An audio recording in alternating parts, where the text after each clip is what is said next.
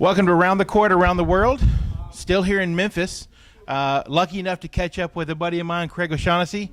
Craig, you've been talking to the pros at the USPTA conference, doing a couple of seminars, and you spend a lot of time talking about strategy and tactics. One of the things that kind of comes up is that when should you start to integrate strategy and tactics into your game versus, say, strokes and technique and whatnot, because a lot of coaches they don't feel comfortable with that. They really want to focus on technique. So, good point. First and foremost, you've got to learn how to hit the ball over the net and keep it in. Right. So you start with basic technique. But I think in general, as a coaching community, we stay with that longer than we really need to. Right. So I like to use the analogy is that once you start playing matches, once you're playing competitive tennis, it could be 8 and under, it could be 10 and under, then there's, you're entering into the beginner level of tennis. Well, there's a beginner level of how to hit the ball, and there's also a beginner level of where to hit that ball and why it should go there and when it should go there. So I'm a huge believer, 10-year-old, 12-year-old tennis, that they should be fully immersed in strategy now. All right, so, we've got Summer Olympics coming up here pretty soon, and on 5 questions, we try to throw in a few fun questions with it as well. What's your favorite winter sport? I would say downhill skiing. I really respect the speed they go. Right. And the amount of ridiculous turns they've got to do at such a high speed. So, when the winter sport comes along, I'm always going to be looking at the downhill and just, how they set themselves up for corners at ridiculously high speeds, and, the level of courage that they have to do that's amazing. So how would you encourage players, who are watching this, or maybe even coaches, how do you encourage them to get their players to practice with patterns when they're not out there with a coach? Yeah.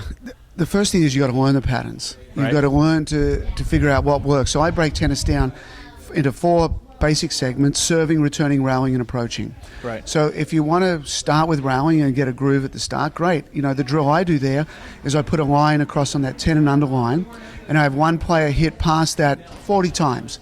Not in a row, just 40 total, and then you switch the other player down there. So you're still hitting forehands and backhands, but now you've got a goal of depth, which is, as we talked about today, there's 8 ways to force an error on a tennis court, and depth is by far the best. So that takes care of that, and then you can do, in a serving drill, you can serve out wide, and then look for a forehand as the next shot after that, and then take that deep to the backhand side.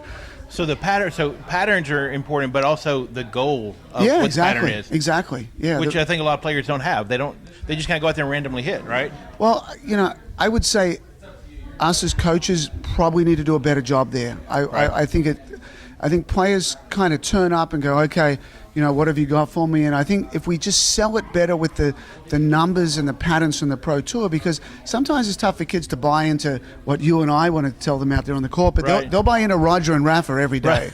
Right. They'll do that, but they won't listen to us, right? No. You go have some pizza. You go deep dish, thin crust, hand tossed. What's it going to be? I load the ingredients on. I prefer a deep dish. Okay. Absolutely. You're going thick. I'm going thick. And always the first ingredient I'm going to put on a pizza is pineapple. What? I absolutely. So like a ham and pineapple. Okay. is very standard. Sometimes a barbecue chicken and pineapple. You'll add red onions to that.